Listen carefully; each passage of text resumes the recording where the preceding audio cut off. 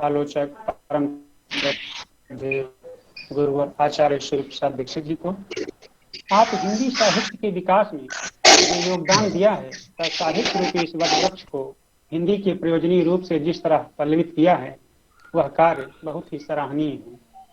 आपके साहित्य सृजन का फलक इतना विस्तृत है, इतने कम समय में हम उसका विस्तृत रूप से जिक्र नहीं कर सकते। बस आपके गुरुत्व को नमन करते हुए बस यही कहना चाहता हूँ कि धर्मज्ञो धर्म कर्ता च सदा धर्म परायण तत्वभ्य सर्वशास्त्र शास्त्रार्थ आदेश गुरु। आदरणीय श्रद्धेय गुरुवर, आप आए, आपका यह पटल का सम्मान आह्वान करता है। आदरणीय परम आदरणीय Akhilesh Mishra ji, doctor Kukreti, doctor Shailendra Sharma ji, doctor Rajendra Gautam ji और इस अंतरजालीय मंच पर एकत्र हमारे सभी सहभागी मित्रों। गुणशेखर जी ने, हाँ सुंदर जी का नाम मैं भूल गया, बहुत बहुत स्वागत है आपका। गुणशेखर जी ने बड़ा उपक्रम किया, बल्कि पराक्रम पूर्वक देश विदेश के बहुत सारे विद्वानों को इस मंच पर एकत्र कर लिया और एक बड़ी गहन समस्या पर हम सबका ध्यान आकर्षण किया है। वह है हिंदी साहित्य के इतिहास का पुनर्पाठ। इतिहास बड़ा जोखिम भरा हुआ काम होता है, लेकिन बड़ा पुण्य कर्म भी है। अगर अतीत को भूल जाएंगे तो फिर न वर्तमान बचेगा न कोई भविष्य रहेगा। पर इतिहास में किसको स्थान दिया जाए और चयन का निकष क्या हो, कौन गौण है, कौन त्याज्य है, कौन ग्राही है, इसका निर्णय कर पाना शताब्दियों बाद कहीं फलित हो पाता है। प्रायः लोग ये शिकायत करते हुए मिलते हैं कि मेरा सम्यक मूल्यांकन नहीं हुआ। हर एक की अपनी अपनी अपेक्षाएं होती है और आलोचक भी सर्वज्ञ नहीं होता है, इतिहासकार भी मनुष्य ही होता है, राग दोष उसमें भी होते हैं। इसलिए किसी के प्रति अतिरिक्त आसक्ति आ जाती है, उसका पक्षधर हो जाता है, किसी की उपेक्षा होती है। और दूसरे हिंदी जैसे विषय जो लगभग 1 अरब लोगों के बीच व्याप्त है, देश में देशांतर में, और जिसका लगभग 1500 वर्षों का इतिहास है। न जाने कितनी युग प्रवृत्तियां, न जाने कितनी विधाएं, न जाने कितने कवि लेखक, न जाने कितनी कृतियां।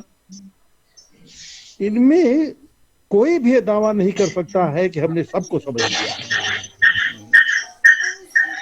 विश्व स्तर पर बहुत सारे इतिहासकारों का मत रहा है कि साहित्य का इतिहास तो दिखाई ही नहीं जाता। उत्तर आधुनिकतावादी विचारक तो बराबर यही कहते हैं, इतिहास की मृत्यु का नारा उन्होंने रखा। लेकिन इस समाधान से तो बात नहीं चलेगी, इतिहास लिखा ही नहीं जा सकता। हाँ, कष्टकर कार्य है। इसलिए अब इधर ये माना जाने लगा है कि एक व्यक्ति तो समूचे भाषा साहित्य का इतिहास नहीं लिख सकता, पर यदि समान धर्मा लोग अपना एक पैनल बना लेते हैं और उसके कुछ बिंदु निर्धारित कर लेते हैं, एक मानक बना लेते हैं, उसके आधार पर निष्ठुरता पूर्वक त्याग और ग्रहण की नीति अपनाते हुए मूलभूत प्रवृत्तियों को रेखांकित कर सकते हैं, वो इदमित्थम तो नहीं होगा। एक बार जिसने लिख दिया है वो अकाट्य हो ऐसा तो नहीं, बराबर अपना परिवर्तन परिवर्धन परिभाषित करता है। भूल चूक होती है और उसका समाधान होता रहता है। उस भाव से सामूहिक इतिहास लिखा जाता है। हिंदी साहित्य के इतिहासों का इतिहास लगभग 170 वर्ष पुराना और इस अवधि में आज तक लगभग 250 इतिहास लिखे जा चुके हैं। सबका अपना अपना दावा है। गारसा दत्तासी ने हिंदी उर्दू को मिलाकर एक वर्नाक्यूलर का इतिहास लिखा था। तो विदेशी विद्वान हिंदी को भाषा नहीं मानते थे, ग्रियर्सन तक ने इसको वर्नाक्यूलर कहा और उत्तर भारत तक इसको सीमित रखा था। फिर ग्रियर्सन का इतिहास आया, फिर सेंगर साहब का, शिव सिंह सेंगर का शिव सिंह सरोज नाम से इतिहास आया। तासी के और सेंगर के इतिहास को वस्तुतः इतिहास नहीं कहा जा सकता, क्योंकि अकारादिक क्रम में लिखा हुआ है, कालक्रम में नहीं है। इतिहास क्रोनोलॉजिकल होता है, वो स्वेच्छा से आगे पीछे नहीं किया जा सकता है। अगर उसमें क्रम भंग हो गया तो सब कुछ नष्ट हो गया। हाँ, ये आकर ग्रंथ रहे हैं, आधारभूत इन्होंने सूचनाएं दी हैं, और सूचनाएं इन्होंने ही नहीं दी हैं, मध्यकाल के परवर्ती काव्य से लेकर बड़े बड़े रचनाकारों ने अपने समय के शीर्षस्थ कवियों के उत्कृष्ट उदाहरण देते हुए बहुत सारे ग्रंथ बनाए। इस क्षेत्र में सबसे पहला काम किया था नाभादास ने भक्तमाल लिख करके। भक्तमाल हिंदी साहित्य के इतिहास का प्रस्थान है। उसमें उन्होंने बहुत सारे संतों, महात्माओं, कवियों का इतिवृत्त दिया। जनश्रुतियों से प्राप्त जो सूचनाएं थी, हमारे इतिहास लेखन का वही मूलाधार है। आज भी उन्हीं के आधार पर सूर, तुलसी जैसी कबीर की जीवनियां हम लिख रहे हैं। उसके बाद रीतकाल में बहुत सारे संग्रह ग्रंथ लिखे गए। उसमें कालिदास हजारा बड़ा महत्वपूर्ण ग्रंथ है, जिसमें 1000 छंदों में उस समय तक के चर्चित महाकवियों के उदाहरण दिए गए हैं और उनका संक्षिप्त जीवन वृत्त दिया गया। वही बात फिर शिव सिंह सेंगर जी ने की, और इन सबको कई छन्नों से छान करके एक इतिहास बनाया, जिसका सबसे ज्यादा उपयोग ग्रियर्सन ने किया।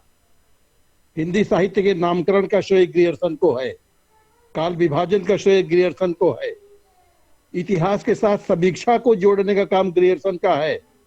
फिर उसी को और व्यवस्थित रूप आचार्य रामचंद्र शुक्ल ने, जिसमें मूल्यांकन की पद्धति अपनाई गई, इतिहास की एक विधेयात्मक दृष्टि उन्होंने अपनाई। लेकिन तो भी कोई ये नहीं कह सकता कि अंतिम रूप से सब कुछ कह दिया गया है, अब उसमें किसी परिमार्जन की आवश्यकता नहीं। हमारे यहाँ विद्वानों ने इतिहास की कई प्रणालियां बताई। मार्क्सवादी इतिहास लेखन पद्धति अलग है, विधेयवादी लेखन पद्धति अलग है, सर्वेक्षण मूलक इतिहास लेखन की पद्धति अलग है, संग्रह मूलक इतिहास की पद्धति अलग है।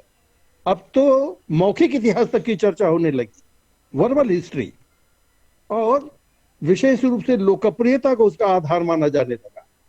प्रश्न यह है कि इतिहास में स्थान पाने का अधिकारी कौन है? वो जो अपने युग में सबसे ज्यादा लोकप्रिय होता है? उत्तर होगा नहीं। आलखंड सबसे ज्यादा लोकप्रिय रहा है अपने युग में, भारतीय युग और द्विवेदी युग के दौर में। तो क्या आलखंड के उस लोकमानस को आप एक शाश्वत कालजयी कृति के रूप में स्थान दे सकेंगे? फिल्मी गाने आज ज्यादा लोकप्रिय हैं, पर इतिहास के बहुमूल्य रत्न तो नहीं है, उनका अपना महत्व है। तो केवल लोकप्रियता एक बड़ा समय सापेक्ष शब्द है, वही एकमात्र मानक नहीं होता। दूसरा तर्क किया गया कि जो अपने काल का अतिक्रमण करके दूर भविष्य की बातें बताता है, वो प्रासंगिक सिद्ध होता है।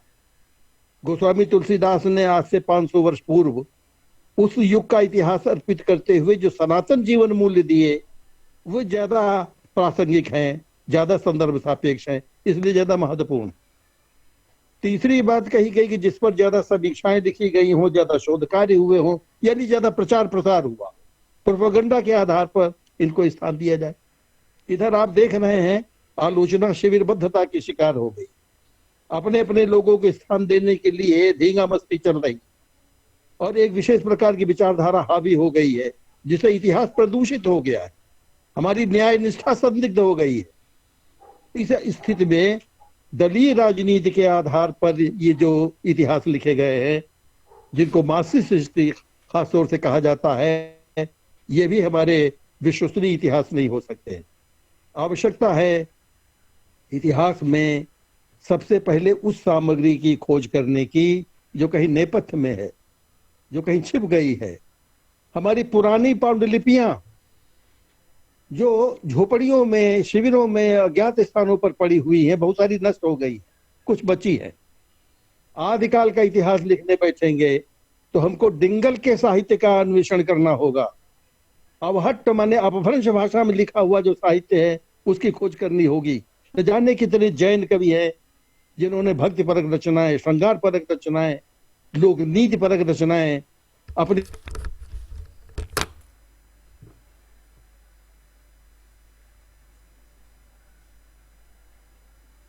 इसी तरह से प्राचीन साहित्य अलग अलग जो जनपदीय बोलियां हैं उनमें आरक्षित पड़ा हुआ है, वो प्रकाशित नहीं हो पाए, उनका सर्वेक्षण नहीं हो पाया।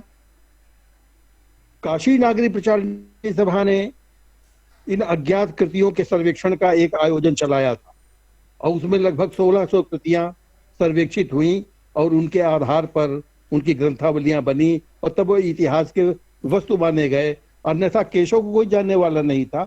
देव बिहारी, मतिराम भूषण, घनानंद, पद्माकर, इनका कोई जाननहार नहीं था।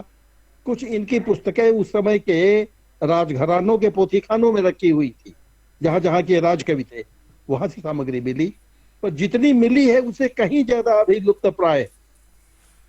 जो सामग्री प्राप्त हुई उसके आधार पर आचार्य रामचंद्र शुक्ल ने आदिकाल का इतिहास लिखा और लिखते हुए उसको कुल मिलाकर वीर गाथा काल के रूप में स्थापित किया। क्योंकि शुक्ल जी के सामने 10-12 पुस्तकें थी जिनमें 8 वो वीर गाथा से संबंधित मानते थे, जो सबकी सब वीर गाथाएं नहीं है। कुछ श्रृंगार परक, बीसल देवरास श्रृंगार परक रचना है, विद्यापति भक्ति और श्रृंगार की कवि है, लेकिन इस तरह की रचना उसमें की गई। तो उसके बाद जो सर्वेक्षण हुआ, जो शोध हुई, उससे ये सिद्ध होगा कि ये काल, जिसे हिंदी का प्रस्थान काल कहते हैं, आरंभ काल, उत्पत्ति काल, अब आज आदिकाल कहा जा रहा है, वो वीरगाथा काल नहीं है। उसमें केवल प्रशस्ति काव्य ही नहीं रचा गया है, उसमें केवल श्रृंगार परक रचनाएं नहीं हुई हैं, उसमें जैन भक्तों की साधना परक, धर्म और अध्यात्म संबंधी रचनाएं हैं, उसमें वीरगाथा की रचनाएं हैं, उसमें लोकगीत हैं, उसमें ढोला मारू जैसी रचनाएं हुई हैं। उस समय गद्य लिखा गया है, जो युक्ति व्यक्ति प्रकरण पंडित जी का लिखा हुआ हिंदी संस्कृत का जो व्याकरण ग्रंथ है। तो कहने के तात्पर्य है कि आदिकाल में भी श्रृंगार और हास्य और लोक साहित्य और भक्ति और अध्यात्म और गद्य सारी प्रवृत्तियां विद्यमान हैं। तो उसको किसी एक विचारधारा या शैली का काव्य कैसे कहा जा सकता है? शुक्ल जी का आग्रह रहा है कि हर युग की जो प्रधान प्रवृत्ति है उसी के आधार पर नामकरण किया जाए, लेकिन किसी युग की कौन प्रधान प्रवृत्ति है इसका सर्वेक्षण किसने किया है? जिसको आप भक्ति काल कहते हैं, क्या उस युग में श्रृंगार परक रचनाएं नहीं हुई हैं? स्वयं सूरदास ने साहित्य लहरी लेकर नायिका भेद लिखा है, जायसी की काव्य में श्रृंगार भरा हुआ है। रीत कवियों के श्रृंगार अपने अलग ढंग का है। इसलिए भक्ति काल केवल भक्ति का काल नहीं है, जीवन और जगत से सरोकार रखने वाले सारे विषय, उसमें प्रशस्त भी है, उसमें वीर रस भी है, उसमें लोक भी है, उसमें नीति भी है, उसमें गद्य भी है, ब्रजभाषा गद्य भी उस बीच लिखा जा रहा है। तो ये आग्रह करना कि हर युग की एक ध्रुवीय प्रवृत्ति होती है, उसी पर नामकरण किया जाना चाहिए। दरअसल इतिहास लेखन का ये मापदंड ही दूषित है, इसे ऊपर उठना होगा और उसी के साथ साथ उन प्राचीन दुर्लभ कृतियों की खोज सबसे अधिक प्राथमिकता पूर्वक की जानी चाहिए। हम जब यह मान रहे हैं, अब आज प्रायः यह बात स्वीकार्य हो गई है कि आदिकाल में केवल हिंदी ही नहीं, परवर्ती अपभ्रंश की रचनाएं, जिनको पुरानी हिंदी कहा गया, राहुल जी ने जिसकी स्थापना की, गुलेरी जी ने जिस पुरानी हिंदी का नामकरण किया था, ऐसी बहुत सारी रचनाएं अब हिंदी के पुराने रूप में स्वीकृत हो चली हैं। सराहपाद अब हिंदी के कवि मान लिए गए। तो जब मान लिए गए हैं तो हिंदी की शुरुआत 7वीं शताब्दी से होगी, न कि शुक्ल जी के कथनानुसार 11वीं शताब्दी और 13वीं शताब्दी मानी जाए, जिसको वे पूर्व देश काल कहते हैं। वो हिंदी का अपना काल है। इस तरह से 1500 वर्षों की अवधि हिंदी साहित्य पूरा कर रहा है। इसके आधार पर आदिकाल की संज्ञा ही सर्वोत्तम है और उसको कई भागों में बांटकर देखने की जरूरत है। अपभ्रंश एक तरफ है, दिंगल दूसरी तरफ है, अवहट तीसरी तरफ है और आदिकालीन ब्रज और अवधी और राजस्थानी की रचनाएं, इनको अलग रखने की आवश्यकता है। आगे भक्ति काल में आते हुए एक बड़ा विवाद हमारे यहाँ लंबित रहा है, वो ये है कि भक्ति का आविर्भाव कैसे हुआ।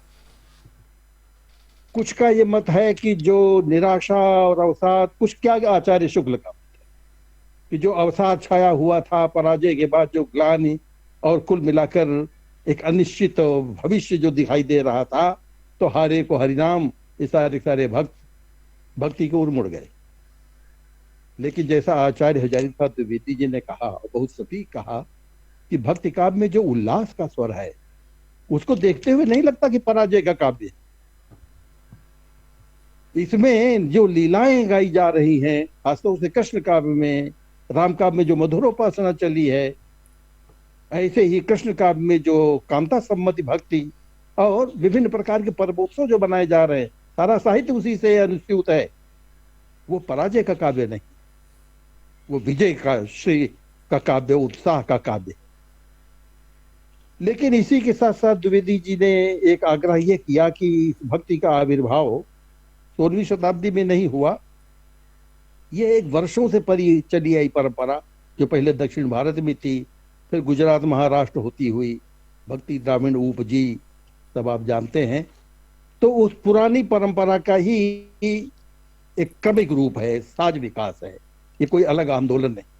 पर विचारणीय बिंदु ये है कि ग्रियर्सन जी कहते हैं कि 16वीं शती में भक्ति का यह आंदोलन बिजली की तरह का, वो ये तो मानते हैं कि भक्ति आलवार और नालवार भक्तों से चली आ रही, 6ठी शताब्दी से उसका इतिहास है। और अपने यहाँ भी चाहे नारद पुराण ले लीजिए, चाहे मुंड पुराण ले लीजिए, ये बड़े बड़े ग्रंथ हो, ग्रह संहिताएं, इन सब में भक्ति का उल्लेख है।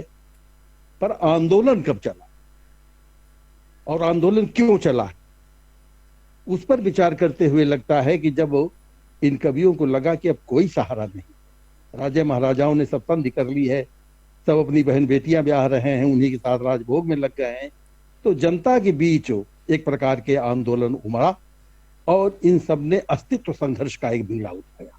एक प्रकार का सत्याग्रह है जिसमें इन्होंने राजतंत्र को स्वीकार कर। अब देखिए, तुलसी में, सूर में, जयसी में, कबीर में कहीं राजतंत्र का वर्णन नहीं, रामराज्य की परिकल्पना की गई। लेकिन कौन शासक आया, किसने कब तक राज किया, किसने किस पर आक्रमण किया, कौन जीता कौन हारा, इन कवियों ने उन सब की उपेक्षा की। लाल किले पर किसका झंडा फहरा रहा, इसकी उन्होंने चिंता नहीं की। ये राजतंत्र के बजाय धर्मतंत्र से जुड़ गए। थियोक्रेसी इनका मुख्य लक्ष्य, इनकी अपनी संस्कृति है, इनका अपना राजकाज है, इनके अपने पर्व त्योहार है, इनकी अपनी मान्यताएं हैं, इनके अपने धर्म ग्रंथ हैं। ये जो अस्मिता का सवाल पैदा हुआ और उसको लेकर के इन कवियों ने कभी आत्मसमर्पण नहीं किया। ये जो भक्ति का अपना स्वरूप है, ये भक्ति आंदोलन एक पुनर्जागरण है, भारतीय संस्कृति कार्य संस्कृत का पुनरुत्थान है, उस रूप में उसे समझने की आवश्यकता है। फिर एक विवादास्पद बिंदु पैदा होता है जब रीतिकाल आता है। कुछ विद्वानों ने इसको मध्यकाल कहा, कुछ ने भक्ति काल और रीतिकाल कहा, कुछ ने पूर्व मध्यकाल और उत्तर मध्यकाल कहा। मेरा अनुरोध यह है कि आखिर इस काल को इतने खंडों में बांटने की आवश्यकता क्या है, जब वही सारी प्रवृत्तियां हैं और अनवरत चल रही। भक्ति धारा जो 16वीं शताब्दी में दिखाई दे रही है, वो 18वीं शताब्दी तक चलती है। बल्कि उस तथाकथित भक्ति युग में जितने सूफी कवि नहीं हुए, उससे ज्यादा इस युग में हुए, संत कवि भी इस युग में हुए। राम का भी परंपरा भी चलती रही, कृष्ण का भी परंपरा भी चलती रही, और रामकृष्णेतर कितने कवि इस युग से जुड़े रहे। शायद अध्ययन की सुविधा के लिए उचित माना गया हो कि एक पूर्व कर ले, एक उद्धर कर ले। लेकिन जब 7वीं शताब्दी से 13वीं शताब्दी तक आदिकाल अखंड रूप में चल सकता है, तो 13वीं से 18वीं तक मध्यकाल क्यों नहीं चल सकता? दरअसल हर यात्रा के दो तो छोर होते ही हैं, एक प्रस्थान जहां से करते हैं, दूसरा गंतव्य जहां पहुंचते हैं, और तीसरा मिडवे में एक बीच का रास्ता बना लिया जाता है। ये हर यात्रा की कथा होती है। तो इस रूप में सबसे सहज होगा इसको त्रिधा विभक्त कर दे। फिर आधुनिक काल में आते हैं। हाँ, रीत काल में एक विवाद और लोगों ने उठा दिया। उनकी रचनाओं को ध्यान में रखते हुए किसी ने कहा रीतिबद्ध, किसी ने कहा रीति सिद्ध, किसी ने कहा रीति मुक्त। मेरी समझ में नहीं आता कि जब रीत से मुक्त है तो उनको रीत में लेने की क्या आवश्यकता, और सिद्ध भी कौन सी कोटि होती है, या रीतिवादी है या रीतितर है। सीधे सीधे दो विभाजन होंगे। रीतेतर वे जो रीतिकालीन लक्षणा ग्रंथ नहीं लिख रहे थे, कभी शिक्षा परंपरा से जुड़े हुए नहीं थे, नीति के ग्रंथ लिख रहे थे। जैसे विक्रम बेताल को ले लीजिए, गिरधर गोपाल को ले लीजिए, या दीनदयाल गिरि को ले लीजिए। उसी परंपरा में बिहारी हैं, चंदन हैं, भट्टरी हैं। ये सारे जो नीतिकार हैं, रीति के कभी नहीं है। उसी तरह से वीर काव्य, प्रशस्ति काव्य, युद्ध काव्य, न जाने कितने ऐसे हैं जो युद्ध काव्य जंगनामा लिखते, न जाने कितने कवियों ने राजवंशों का इतिहास लिखा, न जाने कितने कवियों ने कृषि शास्त्र पर ग्रंथ लिखे। शालिहोत्र नामक काव्य परंपरा चली है जिसमें हाथी घोड़ों का इलाज किया जाता है। आयुर्वेद संबंधी ग्रंथ लिखे गए हैं, कर्मकांड संबंधी ग्रंथ लिखे गए। इस समय भाषा और साहित्य जितना जनजीवन से जुड़ा हुआ था शायद दूसरे युग में उतना नहीं होगा। ये राजाश्रय से जुड़े हुए कवि और जनता से जुड़े हुए कवि, क्योंकि और कोई दूसरा व्यसन नहीं था। दिन भर किसानी मजदूरी करते थे और मनोरंजन के रूप में यह स्वांतः सुखाए काव्य रचना करते थे। गांव गांव में यह साहित्य फैला हुआ। बहुत कुछ आरक्षित हो गया है, पर जो बचा है उसको बचाने की आवश्यकता है, और वह हिंदी का काव्य कला की दृष्टि से स्वर्ण काल है। ब्रजभाषा का जो परिमार्जित रूप उसमें आया है और साथ ही काव्य कला के जो चमत्कार इन कवियों ने दिखाया, इसमें केवल नायिका भेद और शत्रुत्व वर्णन या नक्षिक वर्णन ही नहीं है, इसमें जीवन जगत के बहुत सारे उपादेय तत्व हैं। पर दुर्भाग्य है कि उसकी उपेक्षा की गई, उसके अंतर्वस्तु का ज्ञान जन सामान्य को नहीं है। और अब ब्रजभाषा या पुरानी राजस्थानी, इसमें सबकी गति भी नहीं है, इसे पढ़ने में भी असुविधा होती है। तो इसका पुनर्पाठ करना और उसकी उपलब्धियों को रेखांकित करना बहुत जरूरी हो गया। जल्दी जल्दी में हम आधुनिकता की ओर आते हैं, जिसको किसी ने काल प्रत्यय माना। आधुनिकता एक समय सापेक्ष शब्द है। किसी ने विचार परक माना, एक आइडियोलॉजी माना, फिर उसी से वर्तमान बना, फिर उसी से अद्यतन बना, फिर समसामयिक बना। ये कालक्रम है, निरंतर इसके नए नए प्रत्यय बढ़ते चले जा रहे हैं। इसमें कोई संदेह नहीं कि आधुनिकता एक विशेष प्रकार की जीवन दृष्टि यानी मूल्यबोध यानी विचारधारा है। पर जब हम कहते हैं कि कबीर के साहित्य में बड़े आधुनिक तत्व, तो क्या कबीर को आधुनिक में ले आएंगे? यानी वो एक समय सापेक्ष शब्द भी है, एक अवधि है, a particular period of time. उस रूप में भी उसको देखना है और आधुनिकता के कुछ मानव मूल्यों को, विचार धारा के कुछ सूत्रों को भी उसमें घटित करने की आवश्यकता है। यहां से जो काल विभाजन शुरू होता है वो और ज्यादा विवादास्पद। जैसे पहले नाम दिया गया भारतेंदु युग, फिर द्विवेदी युग। ये नामकरण आचार्य शुक्ल का दिया हुआ नहीं, उन्होंने कहीं भारतेंदु युग द्विवेदी युग का नाम नहीं, प्रथम चरण और द्वितीय चरण कहा। किसने ये नाम चला दिए, जबकि हिंदी साहित्य के इतिहास में कोई भी व्यक्तिपरक नाम नहीं आया। जब तुलसी का युग नहीं चला, कबीर का युग नहीं चला, तो फिर मैं मानता हूं भारतेंदु बहुत बड़ी प्रतिभा थे, द्विवेदी जी का बहुत बड़ा प्रदेय है, लेकिन युग कहने के बजाय अगर मंडल कहा जाता, एक बहुत बड़े वर्ग को उन्होंने प्रभावित किया भारतेंदु जी ने अपनी पत्र पत्रिकाओं के माध्यम से, अपने लेखन के माध्यम से। लेकिन बहुत सारे लोग उनके समकालीन ऐसे थे जो उनके साथ नहीं जुड़े थे। दुजबलदेव या कहे मान सिंह राजा दुजदेव, ये ब्रजभाषा धारा में बहे चले जा रहे थे, नवजागरण से प्रभावित नहीं थे। उपन्यासों में खत्री बंधु, देवकी नंदन जासूसी और तिलिस्मी लिख रहे थे, ये भारतीय से प्रभावित नहीं थे। वैसे द्विवेदी युग आया, उसमें रत्नाकर जी द्विवेदी से प्रभावित नहीं थे, ब्रजभाषा काव्य तरंग में अपनी पुरानी परंपरा में चल रहे थे। तो ऐसा नहीं कि भीड़ बकरी की तरह इन दोनों ने पूरे पूरे युग को एक तरफ जोड़ लिया हो। हमारे यहाँ व्यक्ति स्वातंत्र बहुत पहले से रहा है।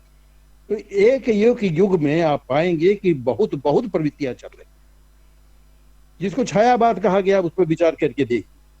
उस समय द्विवेदी युग भी चल रहा था, गया प्रसाद शुक्ल सनेही का एक सनेही मंडल चल रहा था।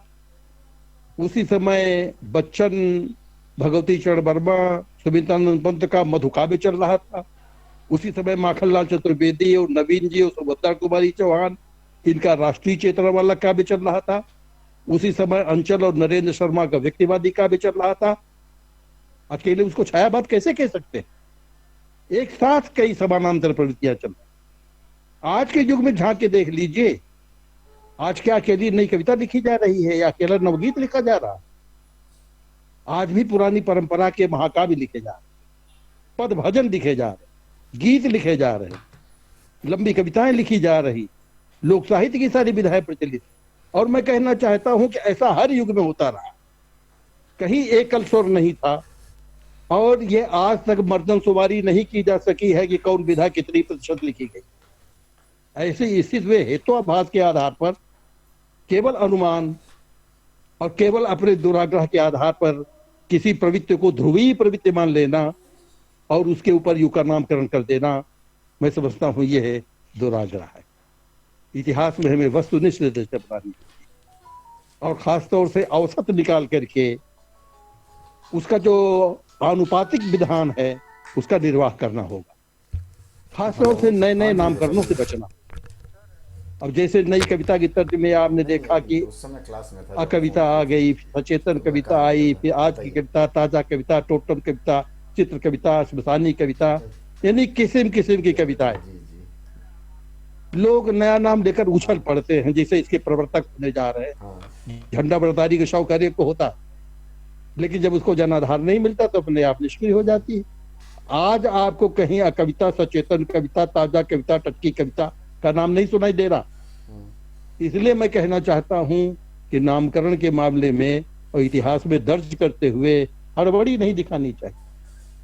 एक अवधि तय कर दीजिए कि 150 वर्षों तक जिसका अस्तित्व हो चुका है, रह चुका है, प्रमाणित हो गया है, अब वो इतिहास का अधिकारी। हमें प्रसाद जी की वो पंक्ति बड़ी मार्मिक लगती है। कहते हैं कि है परंपरा लग रही यहाँ, ठहरा जिसमें जितना बल है। यही है सर्वाइवल ऑफ द फिटेस्ट। जिसमें बल होता है, इतिहास की एक धारिता शक्ति होती है। जिसके पास जितनी शक्ति होती है वो इतिहास में ठहरता है और बाकी सब काल चक्र के नीचे दब जाते हैं। उनको लेकर हाय तौबा मचाना कि बेचारे बड़े अच्छे थे, सब अच्छे थे, आनुपातिक रूप से, प्रतीक रूप में उसमें ग्रहण करना होगा। भारत की 1.25 अरब जनता को तो इतिहास में स्थान नहीं दिया जा सकता। इसलिए जो प्रतिनिधित्व करते हैं, जो किसी युग का प्रवर्तन करते हैं, जो किसी विचारधारा के भगीरथ होते हैं, जिनकी निश्चित प्रासंगिकता होती है, जो काल का और कला का उत्कर्ष छू लेते हैं, उनकी रैंडम सैंपलिंग होती है और सैंपलिंग के आधार पर उनको इतिहास में स्थान दिया जाता। यह स्थान देते हुए हमें विचार करना चाहिए कि हिंदी का आयतन बहुत बड़ा। केवल खड़ी बोली कविता ही हिंदी नहीं है। भारत की 19 ऐसी बोलियां हैं जो हिंदी कहलाती हैं। उन सबका समेकित रूप, सामूहिक रूप हिंदी। उसमें राजस्थानी है, मैथिली भी उसी में है, भले 8वीं सूची में उसको स्थान दे। उसके भीतर ब्रज है, अवधी है, भोजपुरी है, मगही है, मालवी है और तमाम सारी। उनमें साहित्य है, जहां साहित्य है, श्रेष्ठ साहित्य है, स्तरीय, उसको ग्रहण करना है। आज तक के इतिहासों में उनको स्थान नहीं दिया गया। ये बहुत बड़ा अन्याय है। वो खड़ी बोली हिंदी का आधुनिक इतिहास है, हिंदी का इतिहास नहीं। दूसरे लोक साहित्य की बड़ी उपेक्षा की गई। हमारे इतिहासों में लोक संवेदना, लोक के भीतर अपना इतिहास है, अपनी संस्कृति है, पूरा भारत उसमें बोल रहा है। वो एक अज्ञात लोक मानस की रचना, उसमें विभिन्न विधाएं हैं और खासतौर से जनजीवन का स्पंदन तो उसी में सुनाई देता है। जो अभिजात वर्ग का साहित्य है वो तो बहुत कुछ कृत्रिम हो जाता है, लेकिन जो सही प्राकृत रूप है वो हमारे लोक जीवन, उसको इतिहास में स्थान देना बहुत जरूरी है। तीसरी आवश्यकता यह है कि ये हिंदी केवल उत्तर भारत के 10 राज्यों की ही नहीं है। जितने भारतीय राज्य हैं सब जगह हिंदी भाषी फैले हुए हैं और इन सब ने आज से नहीं, 50 सैकड़ों कई वर्षों से हिंदी साहित्य के क्षेत्र में योगदान किया। आप देखें भक्ति आंदोलन जो चला, इसकी व्याप्ति असम में महापुरुष माधव और सुंदरदास के माध्यम से सुनाई। जो उन्होंने जो नाट लिखे हैं, अंकिया नाट लिखे हैं, वहां जो कीर्तन घोषा, समस्त घोषा इत्यादि रचनाएं हुई, सब हिंदी की रचनाएं, उनको स्थान देना होगा। शंकर देव और माधव देव के बिना वो इतिहास अधूरा होगा। उसी तरह से बंगाल में चंडीदास और गोविंद दास विशेष रूप से हिंदी के साथ जुड़े रहे। बंगाल के बहुत बड़े बड़े कवि, चैतन्य महाप्रभु, हिंदी में भी रचनाएं उन्होंने की। विवेकानंद ने हिंदी में रचनाएं की, गुरुदेव ने हिंदी में रचनाएं की हैं। वैसे भी 100 पोएम्स ऑफ कबीर का उन्होंने अनुवाद किया। लेकिन उसके साथ साथ ब्रजी नाम की जो बोली है, ये ब्रज बोली, इसमें बाउल गीत बंगला के बहुत लिखे गए। असम में बहुत लोकप्रिय रही है, उड़ीसा में बहुत लोकप्रिय रही। बाउल का उल्लेख में करना हो। उसी तरह पंजाब में जाते हैं, गुरु नानक देव ने गुरबाणी में हिंदी की ही सारी रचनाएं भरी। उसमें ब्रज भाषा है और उसके साथ साथ तब पंजाबी स्वतंत्र भाषा नहीं थी, हिंदी का अंग थी। गुरु गोविंद सिंह की सारी रचनाएं ज्यादातर ब्रज भाषा में, कुछ बाद में पंजाबी की मानी गई और न जाने कितने कवि लेकर। गुजराती में जाते हैं, वहां अखा नाम का कवि, संत कवि, कबीर के समकालीन है, हिंदी में रचनाएं करते।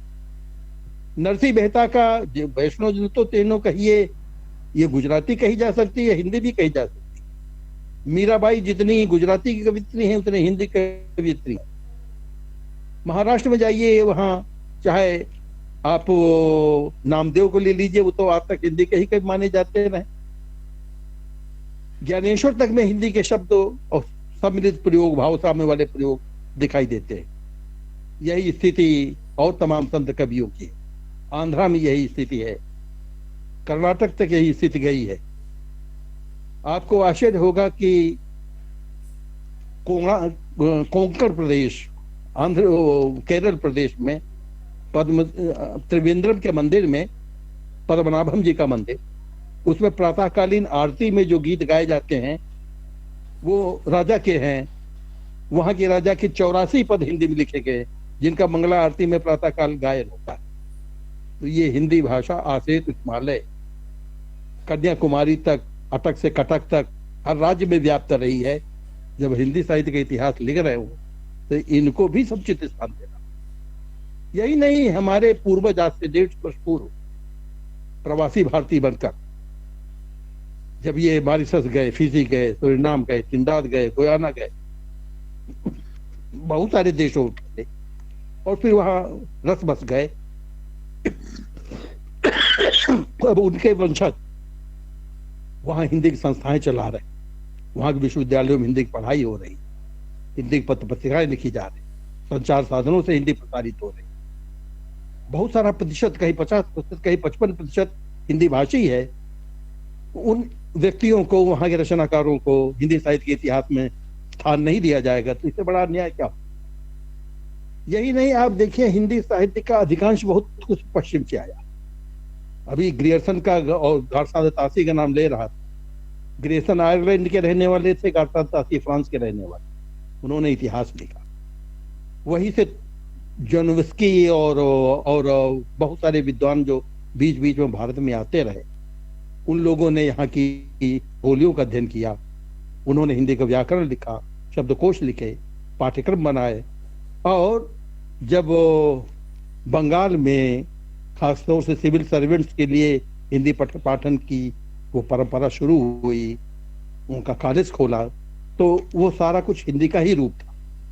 इसमें न जाने कितने लोग हैं जिन्होंने कविताएं लिखी हैं, कथा साहित्य में काम किया है। इसी में फादर कामिल बुल्के जैसे विद्वान हैं। इसी में रूस के प्रसिद्ध विद्वान वारानिकोव हैं, जिन्होंने रामचरितमानस का रूसी में अनुवाद किया, उसकी बड़ी महत्वपूर्ण भूमिका दिखी। तो इन सबको विश्व स्तर पर जो रचनाकार है, इनको भी हिंदी जगत में शामिल करना। कहने का तात्पर्य वैश्विक स्तर पर हिंदी, भारतीय भाषाओं के समतुल्य, उनसे तुलनात्मक अध्ययन करते हुए हिंदी, लोक साहित्य के क्षेत्र में हिंदी, जनपदीय बोलियों के रूप में हिंदी, और साथ ही समकालीन लेखक। लेकिन समकालीन का मतलब ये नहीं है कि अभी कल उसकी पुस्तक छपकर आई और आज ही हम उसको इतिहास पुरुष बना दें। थोड़ा धैर्य धारण करना पड़ेगा।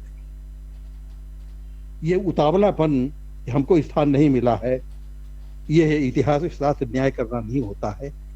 दरअसल व्यक्ति नहीं किसी को स्थान देता, उसका कर्तृत्व, उसकी क्षमता, समय ही, काल देवता का निर्णय हर तरह से अपरंपार होता है। तो उतना धैर्य रखते हुए एक संतुलित समेकित इतिहास की आवश्यकता है। और जैसा मैंने कहा कि इसे किसी संस्था के माध्यम से समान धर्मा जो इतिहास और दर्शन से अवगत है, ये एक फिलॉसफी ऑफ लिटरेरी हिस्ट्री है, इसके मानक तय हो चुके हैं।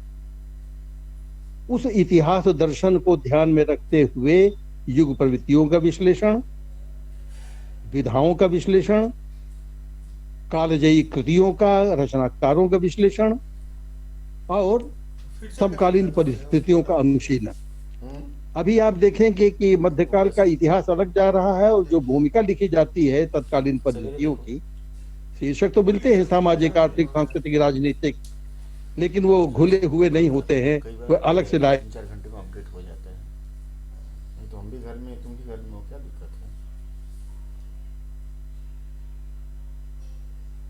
उस तो इस रूप में ये बड़ा चुनौती भरा हुआ कार्य है, लेकिन उसकी अच्छी शुरुआत हुई है। बस आवश्यकता यह है कि शिविरबद्धता से हम लोग बचें, इस मौखिक इतिहास का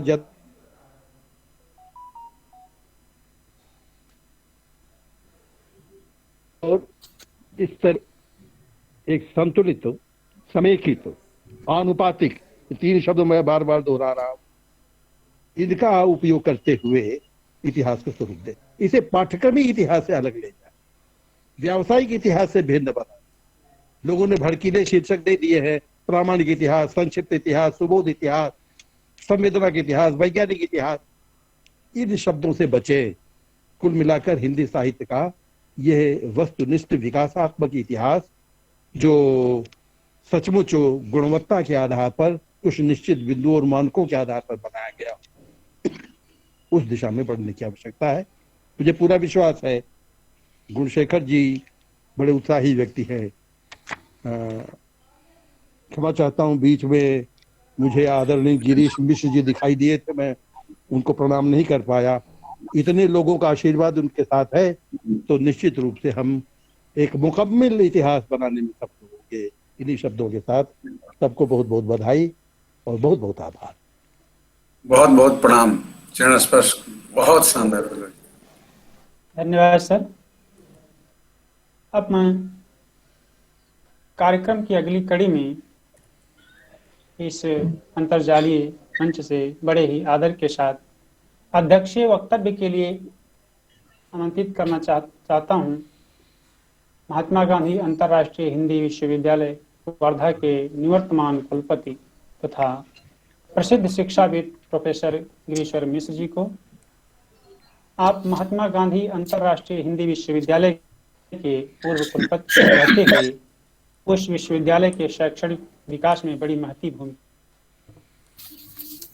पूर्व आपने जवाहरलाल नेहरू विश्वविद्यालय के मनोविज्ञान विभाग के आचार्य रहे हैं।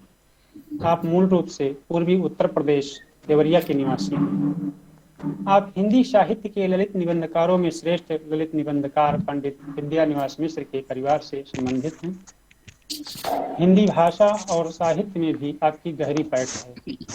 आप संप्रति समसामयिक समस्याओं पर गंभीर चिंतन करते हुए दिखाई देते हैं। आपके द्वारा लिखित कई फीचर दैनिक समाचार पत्रों में प्रकाशित हुए हैं और निरंतर होते रहते हैं। आप ICSSR सर्वे ऑफ साइकोलॉजी के प्रधान संपादक तथा National Academy of Psychology India और साइकोलॉजिकल स्टडीज के संपादक रहते हुए कई पुस्तकों का सृजन किया है।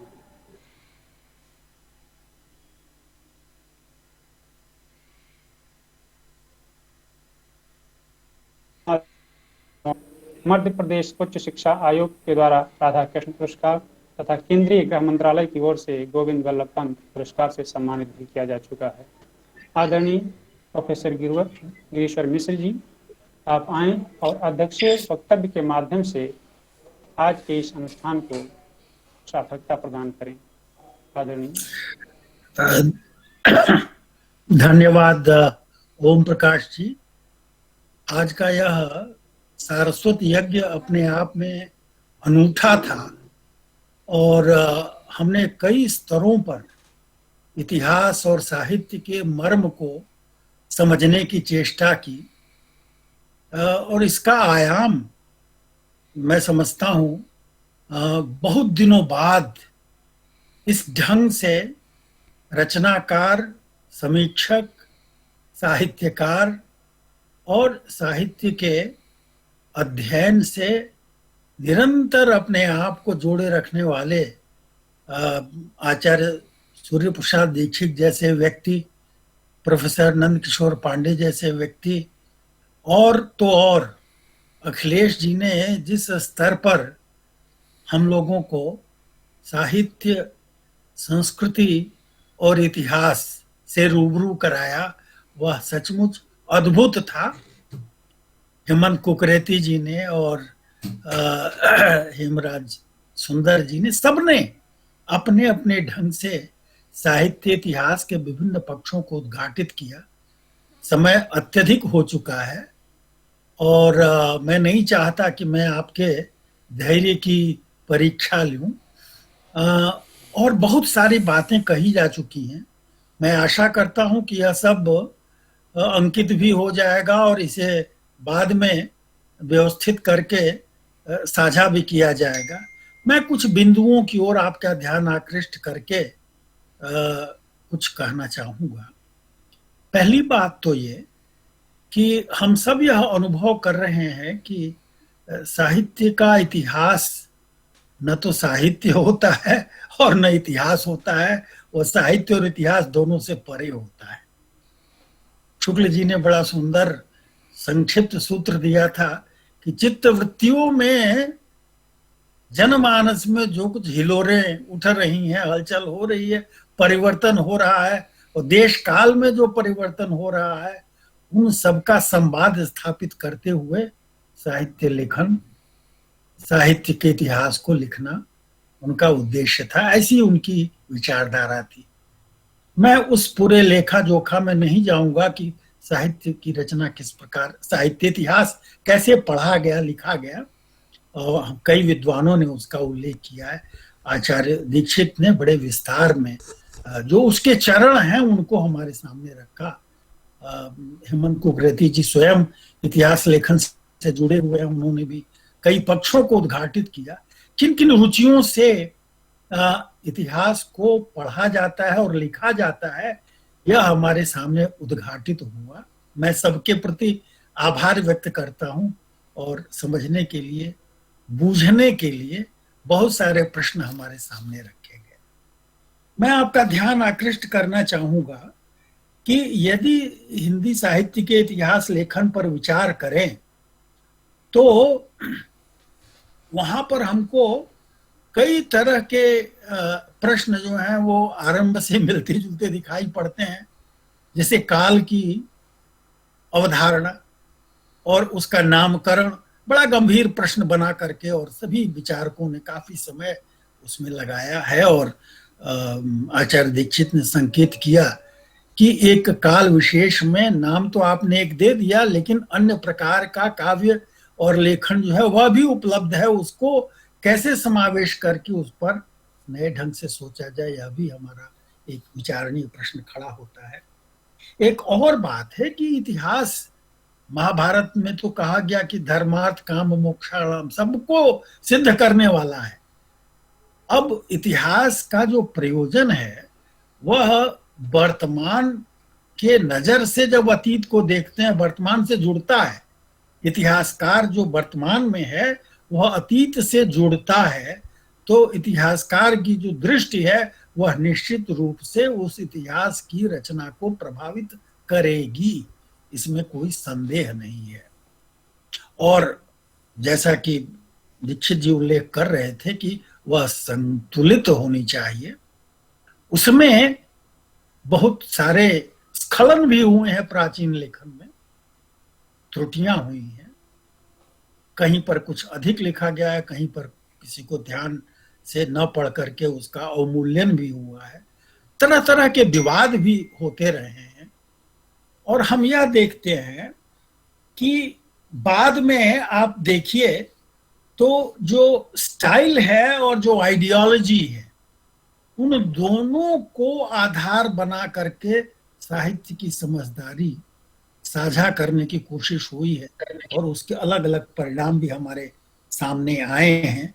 आप एक समय में देख रहे हैं जब सब जगह वाद लगा दिया गया, प्रयोगवाद, प्रगतिवाद, छायावाद, नकीनवाद और वाद जाने कितने, वाद विवाद संवाद की लंबी परंपरा जो है वह शुरू हो जाती है कि आप एक वाद कह करके क्या कहना चाहते हैं। एक खास तरह की विचारधारा की प्रस्तुति और वह किस रूप में अभिव्यक्त हो रही है, इसको चिन्हित करना चाहते हैं। यह बड़ा गंभीर प्रश्न है कि यह तरीका कितना उपयुक्त है और कहाँ हमको ले जाता है। मैं इस विवाद में नहीं पढ़ना चाहूंगा कि पहली परंपरा, दूसरी और तीसरी परंपरा स्थापित करने के प्रयोजन क्या है और क्या क्या आप सिद्ध करना चाहते हैं, क्या क्या लक्ष्य जो है उससे प्राप्त होते हैं। यह तो सही है कि उन दृष्टियों से देखिए तो कुछ नई जानकारी आपको प्राप्त होती है, कुछ चौंकाने वाली भी जानकारी उसमें प्राप्त होती है, कुछ अनावश्यक जानकारी भी प्राप्त होती है, परंतु वह समेकित और संतुलित दृष्टि हमको नहीं प्राप्त होती है। साहित्य को ग्रहण करने के लिए जो साहित्य इतिहास का उपाय हमारे पास होना चाहिए वह अभी भी मुकम्मल नहीं उपलब्ध हुआ है। और हम अपनी पसंद से अपने विचार के आधार पर कभी आप स्वर्ण काल के रूप में किसी कालखंड को घोषित कर देते हैं। अब मध्यकाल कब से कब तक के पीरियड का आप मध्यकाल उसे कहेंगे? समय तो बीत रहा है, मध्यकाल भी खिसकेगा, आधुनिक काल का भी स्वरूप वही नहीं रहेगा जो कि है। तो देश काल के साथ जुड़ना एक शब्द है जिसको कहते हैं ज़ाइटगाइस्ट, या उस समय की जो मुख्य धारा है, उस समय की संवेदना जो है वह प्रखर रूप से कहीं उद्भासित होती है रचनाओं में।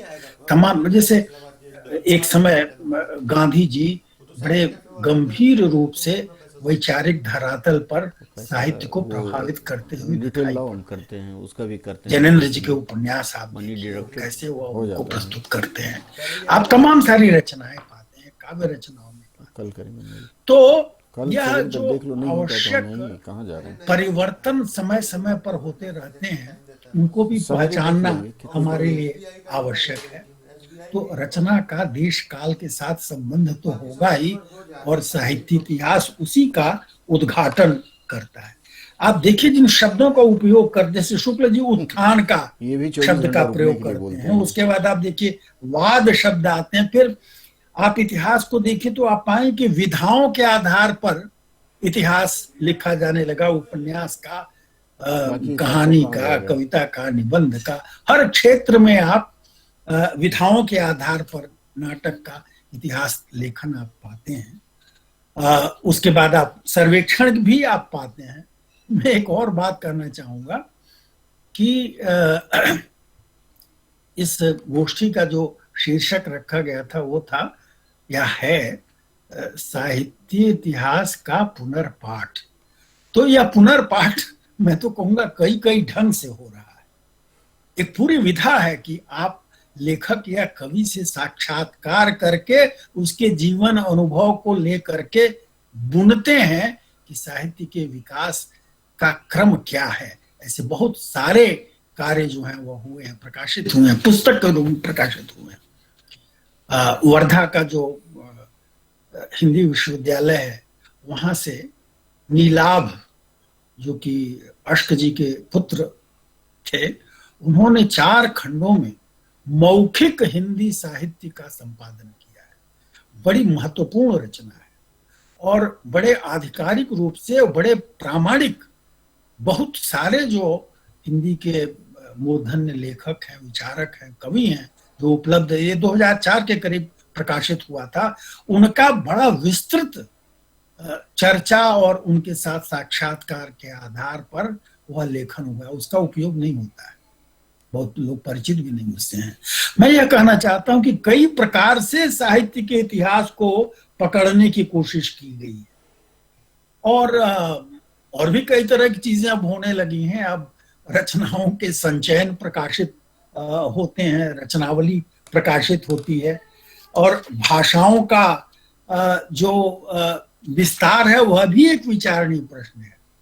भारत से बाहर भी हिंदी साहित्य के इतिहास में लोगों की रुचि हुई है। गैफे 1978 में जर्मनी से बहुत ही सुंदर 20वीं सदी का हिंदी साहित्य जो है उसके ऊपर अच्छा विश्लेषण उन्होंने प्रस्तुत किया है। मैग्रेगर ने इतिहास लिखा है, इमरे बंगा भी काफी प्रचलित हैं, उन्होंने भी लिखा है। कहना मैं ये चाहता हूं कि और दृष्टियों से भी विचार किया गया है और हमको उन सब के साथ भी संवाद बनाने की आवश्यकता है, यह देखने की जरूरत है। कुछ जो उपेक्षित बिंदु रहे हैं और हैं जिधर ध्यान आकृष्ट किया गया, जिसमें प्रवासी साहित्य को उचित स्थान मिलना, लोक की जो परंपरा है या जो लोक साहित्य है उसको कैसे स्थान दिया जाए, भारत के हिंदीतर क्षेत्रों में जो हिंदी का साहित्य उपलब्ध है उसको प्राचीन भी और नवीन भी, जिसकी ओर प्रोफेसर पांडे ने और दीक्षित जी ने हमारा ध्यान आकृष्ट किया, उसका भी समावेश होना चाहिए। और यह हमारी चिंता का एक गंभीर प्रश्न है कि एक बात जो अखिलेश जी ने कही कि बीज जो है वो अंदर छिपा रहता है और वृक्ष जो है ऊपर दिखाई पड़ता है, और वृक्ष को देख करके पता नहीं चलता है कि बीज जो है क्या है, वो तो दिखाई नहीं, खत्म हो गया, दिखाई नहीं पड़ता, वो तो वृक्ष के रूप में परिणत हो गया।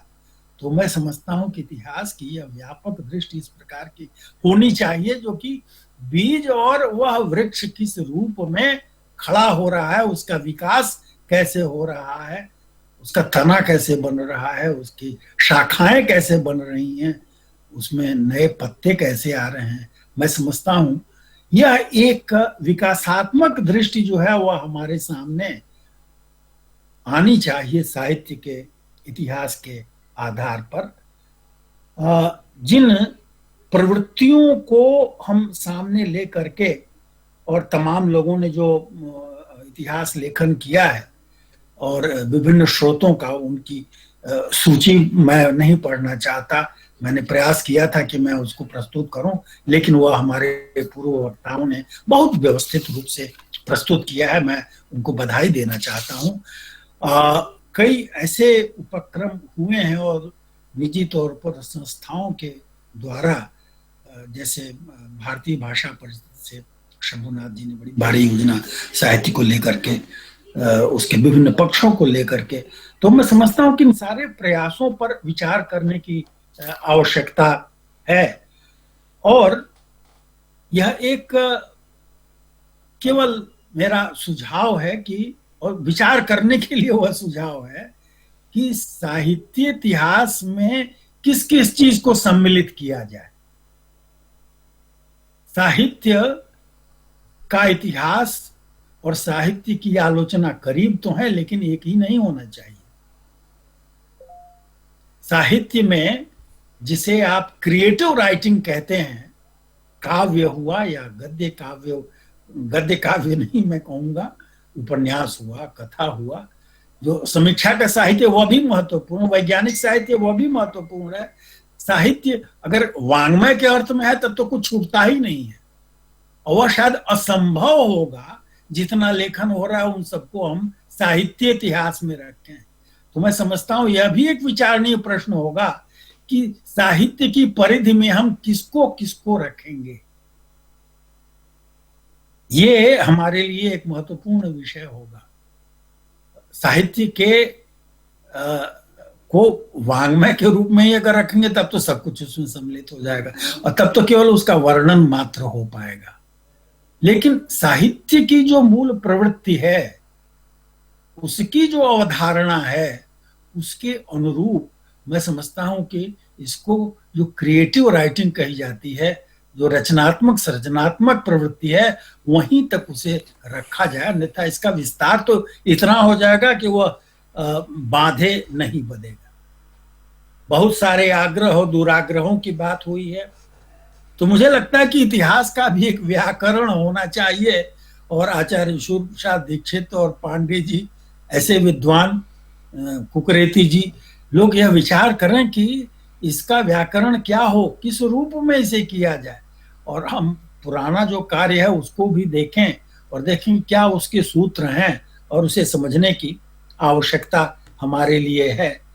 बड़ा स्पष्ट है कि जो स्खलन हुए हैं उनको भी देखना होगा, उनसे बचना होगा, वर्चस्व की जो प्रवृत्तियां हैं उनसे भी हमें बचना होगा, और युग बोध को, परिप्रेक्ष्य को ध्यान में रखते हुए साहित्य को समझने के लिए किस उपागम की आवश्यकता है, यह गंभीर विचार की अपेक्षा करता है। उसके बहुत सारे सूत्र हमारे आज के वक्ताओं ने प्रस्तुत किए हैं।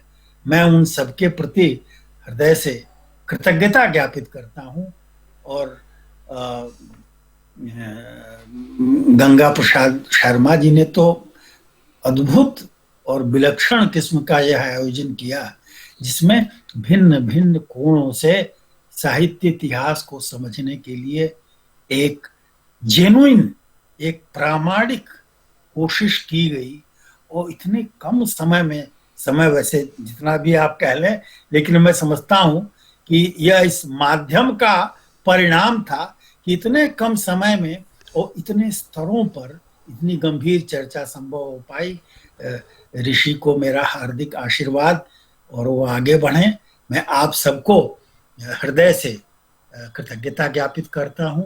मुझे बहुत कुछ सुनने समझने का अवसर प्राप्त हुआ और मैं दीक्षित जी के प्रस्ताव से सहमत हूं कि ये गंभीर चर्चा करके और इन सूत्रों को एकत्र करके साहित्य के इतिहास को समझने का एक नजरिया और उस साहित्य इतिहास को कैसे आयोजित किया जाए उसकी एक योजना संचालित की जाए। मैं समझता हूं दीक्षित जी इस आयोजन के कर्णधार के रूप में लोगों को सहयोग देंगे। मैं इन शब्दों के साथ एक बार पुनः आप सबको हृदय से अपना आभार व्यक्त करता हूं। बहुत बहुत धन्यवाद। आनंद समापन है। धन्यवाद सर, बहुत ही सागर वक्तव्य रहा आपका। अब मैं इस अंतर्जान को आगे बढ़ाते हुए आज के इस सारस्वत यज्ञ की पूर्णाहुति के लिए सादर आमंत्रित करना चाहूंगा प्रसिद्ध कवि एवं साहित्य प्रेमी तथा भाखा पत्रिका के उप संपादक श्री देवेंद्र कश्यप निडर जी को। आपके नाम में जो निडर शब्द लगा हुआ है वह आपके साहित्य धर्मिता का उत्तम परिचायक है। आप सामाजिक चिंतक और समाज की प्रति मानवतावादी विचारधारा के कवि एवं साहित्यकार हैं। आपको साहित्य सृजन के लिए समय समय पर सम्मानित भी किया जा चुका है। आदरणीय श्रीमान निडर जी, आप आए और धन्यवाद ज्ञापन के माध्यम से आज के इस अंतर्जालीय अनुष्ठान को पूर्णाहुति दें। आदरणीय निडर जी। सम्मानित मंच हूँ। इस साहित्यिक प्रयोगशाला में जो लखनऊ विश्वविद्यालय व अंतर्राष्ट्रीय भाषा संस्थान सूरत के माध्यम से आयोजित हुई, उसमें नई नई उद्भावनाएं उद्भासित हुई हैं। तमाम संप्रत्यय हम लोगों के समक्ष प्रकट हुए हैं। तमाम मान्यताएं आई हैं। प्रवासी साहित्य पर साहित्य इतिहास लिखा जाए। इसके साथ ही इस कार्यक्रम को हमने तभी देख लिया था, ये सफल हो चुका है, जब डॉक्टर हेमराज सुंदर जी ने कह दिया था कि इस कार्यक्रम से आज हम प्रेरणा लेते हैं और एक साहित्य इतिहास भारत से प्रेरणा लेकर के मॉरिशस में लिखने का प्रयास करेंगे। तो मुझे ये एहसास हुआ था कि निश्चित रूप से ये कार्यक्रम एक फलादम को प्राप्त हुआ है। तमाम नए नए संप्रदाय जो है प्रकट हुई हैं और हमारे बीच में आदरणीय, आज वैसे होता ही क्यों ना, क्योंकि आदरणीय अध्यक्ष जी जो प्रोफेसर गिरेश्वर मिश्र जी हैं, आज उनका जन्मदिन की पूर्व संध्या भी है और जन्मदिन की पूर्व संध्या पर इतना भव्य कार्यक्रम आयोजित हुआ। इसलिए आदरणीय अध्यक्ष प्रोफेसर गिरेश्वर मिश्र जी का मैं हृदय से अभिनंदन करता हूँ, वंदन करता हूँ। और इस कार्यक्रम में प्रमुख रूप से मुख्य अतिथि के रूप में पधारे हमारे आदरणीय समादरणीय अखिलेश मिश्र जी, जिन्होंने बड़ी ही सादगी के साथ, बड़े सरल भाव के साथ और विद्वता की प्रतिमूर्ति है, किस तरीके से भारतीय संस्कृति और संस्कृति का एक तादाद में स्थापित करते हुए अपनी बात रखी और इस प्रयोगशाला को एक नई ऊंचाइयां देने का काम किया है। इसलिए आदरणीय मुख्य अतिथि महोदय का हृदय से अभिनंदन है, स्वागत है, उनको धन्यवाद ज्ञापित करता हूँ। और हमारे गुरु जी प्रोफेसर सुजा दीक्षित जी ने जिस तरीके से अप्रतिम व्याख्या दी साहित्य इतिहास कैसे सफल हो सकता है, इसके लिए बहुत बहुत धन्यवाद ज्ञापित करता हूँ। और अतिथि के रूप में हमारे प्रोफेसर नंद किशोर पांडे जी आए, उन्होंने समीचीन विश्लेषण किया हिंदी साहित्य पर वाकई जबरदस्त उद्बोधन था उनका। योगेंद्र प्रताप सिंह जी ने जो इस तरीके से बीच वक्तव्य रखा, वाकई बहुत ही जबरदस्त था। कुल मिलाकर के कमलेश कमल जी, हेमंत सुकरेती जी और इस सारस्वत अभियान के करता धरता परम आदरणीय परम श्रद्धेय डॉक्टर गंगा प्रसाद शर्मा गुरशेखर जी जिस तरीके से उन्होंने जबरदस्त बात रखी, उनका अभिनंदन है। हमारे बीच में दिनेश शुक्ल जी हैं जो हम लोगों के साथी हैं, उनका भी इस पटल पर स्वागत है और सबका धन्यवाद है कि आप सब लोगों ने आकर के, विद्वत जनों ने आकर के इस साहित्य इतिहास के पुनर्पाठ पर जो अप्रतिम विचार दिए हैं, निश्चित रूप से उससे नई नई उद्भावनाएं प्रकट हुई हैं और ये उद्भावनाएं नई मान्यताओं को दे रहे हैं। इसलिए एक बार पुनः पूरे सभी वक्ताओं को, सम्मानित अतिथियों को, अध्यक्ष को, सबको हृदय से अभिनंदन है, स्वागत है। एक बार पुनः सबका आभार, धन्यवाद, जय हिंद।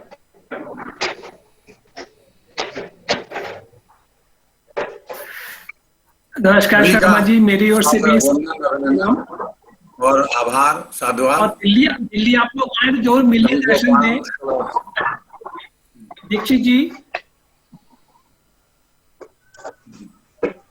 सर आपका बहुत बहुत आभार, आपने इतना समय दिया। मतलब 4.5 घंटे हो गए, हम हर बार यही नालायकी करते हैं और आगे भी करते रहेंगे। लोग मना करते हैं कि इतने लोगों को मत रखा करिए और हर बार हम यही नादानी करते हैं, नालायकी करते हैं। आपको इसी तरह धन्यवाद। पुरुषार्थ की बात है, इतने लोगों को, बिल्कुल ये बड़े पराक्रम और पुरुषार्थ की बात है। जी को आशीर्वाद आपका ही है। ये सब बहुत बात है, इकट्ठे एक ही मंच पे इतने महान विद्वान मिल गए सुनने के लिए। आपका आशीर्वाद है मिश्र जी। जी जी जी, आप दोनों का सबका है, जितने लोग आते हैं सबका आशीर्वाद ही है जो इतना बढ़िया आयोजन हो जाता है। बिल्कुल, और हर बार लगता है कि अब इससे बढ़िया नहीं होगा और हर बार उससे अच्छे ही हो जाता है। निरंतर अच्छा होता है। इसको जारी रखिए गुरशेखर जी, आप इसको आगे जारी रखिए। हाँ, इसको जारी रखना है। आपको आशीर्वाद मिलता रहेगा और ये जारी रहेगा। ये जो है, हम अकेले ही चले थे जानबे मंजिल, मगर लोग जुड़ते गए, कारवां बनता गया। जी जी। अरे गुरु जी, एक और कर दूं चलते करते, प्रोफेसर ग्रीश्वर मिश्र जी का इतना अनुग्रह रहता है कि एक बार मैं हिंदुस्तान चेतना के लिए आग्रह किया तो एयरपोर्ट पे बैठ के उसके लिए संदेश लिखा था और माननीय प्रधानमंत्री मोदी जी ने 15 दिन के अंदर संदेश लिखकर चीन भेज दिया था। तो जब इस तरह के प्रोत्साहन मिलते हैं तो काम होता है। ये एक प्रधानमंत्री करके और 15 दिन के अंदर संदेश भेज दे दूसरे देश में, ये बड़ी बात है। तो आपकी कृपा का फल है कि आप लोगों की बहुत बहुत आभार आप सभी का। जी ने बहुत अच्छा संचालन किया और धन्यवाद ज्ञापन भी निडर जी ने दिया बहुत अच्छे तरीके से। आप लोग इनको भी आशीर्वाद दीजिए, ये हमारे दाएं बाएं हाथ हैं दोनों। हाँ, और बड़े बड़े उत्साही हैं। बहुत ढंग से, बहुत व्यवस्थित कार्यक्रम के लिए आपको हार्दिक बधाई शर्मा जी। बहुत बहुत बधाई, बहुत बहुत बधाई।